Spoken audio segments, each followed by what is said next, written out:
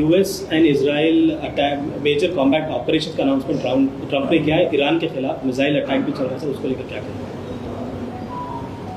देखिए, सबसे बड़ी बात यह है कि देश के प्रधानमंत्री वज़ीर आज़म का जो इजराइल का दौरा था वो बड़ा अनटाइमली था और वज़ीर आज़म नरेंद्र मोदी को अपने एडवाइज़र से सवाल करना चाहिए कि क्या ये सही वक्त था इजराइल का दौरा करने के लिए। अगर वज़ीर आज़म का एयरक्राफ्ट मिड एयर में होता और इस तरह का हमला होता तो फिर इसका जिम्मेदार कौन होते। और वज़ीर आज़म को, प्रधानमंत्री को देश को बताना है कि क्या नेतन्याहू ने उनको ये बताया था कि इजराइल ईरान पर हमला करने वाला है, और अगर बताया था तो फिर वज़ीर आज़म को चाहिए था कि वो फ़ौरन, प्रधानमंत्री को चाहिए था कि फ़ौरन अपना इजराइल का दौरा ख़त्म करके देश को वापस आते। मैं इसलिए कह रहा हूं कि अटल बिहारी वाजपेयी 1979 में चाइना गए थे और जब वियतनाम पर हमला हुआ अटल बिहारी वाजपेयी वापस आ गए देश को। और अगर इजराइल ने नहीं बताया कि वो यूएस के साथ मिलकर ईरान पर हमला कर रहा है तो फिर ये तो इजराइल ने हमको धोखा दिया। देश के 133 करोड़ जनता को इजराइल ने, भारत की, धोखा दिया है, बिट्रे किया है। उन्होंने प्रधानमंत्री के विजिट को इस्तेमाल किया है ईरान पर अपने एक वल्गर अटैक के लिए, और उन्होंने प्रधानमंत्री के विजिट को इस्तेमाल किया है ईरान पर हमला करने के लिए, और जो जेनोसाइड उन्होंने फ़लस्तीनियों का किया है गाज़ा में उसको कवर अप करने के लिए। और तीसरा, उसमें मैसेज ये जाएगा कि भारत ईरान के साथ नहीं खड़ा है, भारत इजराइल के साथ खड़ा है। और भारत को क्या हासिल हो रहा है इस हमले से, बताइए? कुछ फ़ायदा हुआ भारत को इस हमले से?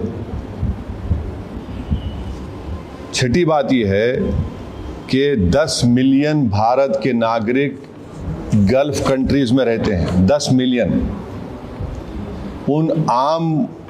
उस देश के आम नागरिक पर क्या मैसेज जाएगा कि प्रधानमंत्री मोदी के विजिट के ख़त्म होने के फ़ौरन बाद इजराइल ने ईरान पर हमला किया। अब आप देखिए, बहरीन में हमला हो गया, क़तर में हमला हो गया, हाँ, सऊदी अरेबिया पे हमला हो सकता है। तो ये वहाँ की जनता को हम क्या पैगाम दे रहे हैं? हम तो हमेशा न्यूट्रल थे। देश के प्रधानमंत्री को और बीजेपी को समझना चाहिए कि हमारी 80 साल की जो लेगेसी थी कि हम न्यूट्रल थे इस मामले में, आज उसका क्या हो गया बताइए। और फिर बहुत गलत मैसेज गया है तमाम ये गल्फ़ कंट्रीज़ को, चाहे बहरीन हो, क़तर हो, इराक़ हो। और हम जानते हैं कि क़तर होस्ट कर रहा था कि सीज़ फायर हो गाज़ा में, इजराइल ने वहाँ पर हमला कर दिया, बॉम्बिंग की।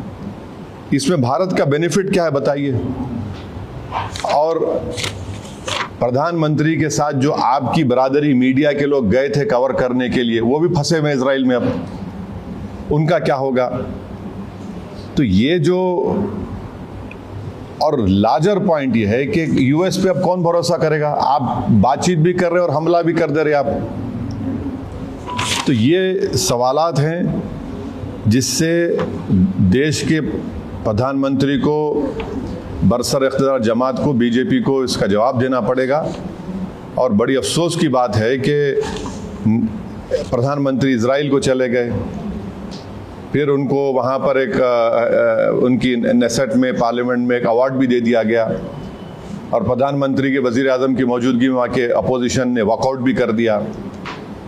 इजराइल ने नरेंद्र मोदी के इस विजिट को इस्तेमाल किया हमला करने के लिए और दुनिया को बताने के लिए कि भारत उनके साथ खड़ा हुआ है, बल्कि ये बेट्रेयल है।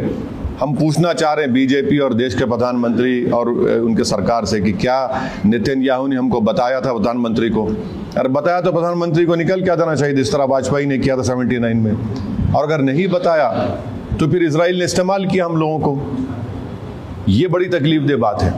तो ये मुझे अब तक इसी पर यही कहना है, हम उम्मीद करते हैं कि जो 50,000 अभी भी भारत के नागरिक ईरान में है और 10,000 इजराइल में है, उनको वापस लाया जाए। सिर्फ एडवाइजर इशू कर दिया आप बताइए, प्रधानमंत्री गए हैं वहाँ, 10,000 अभी भारत के नागरिक इजराइल में है, 50,000 अभी ईरान में है, 10 मिलियन पूरे जीसीसी कंट्रीज में है।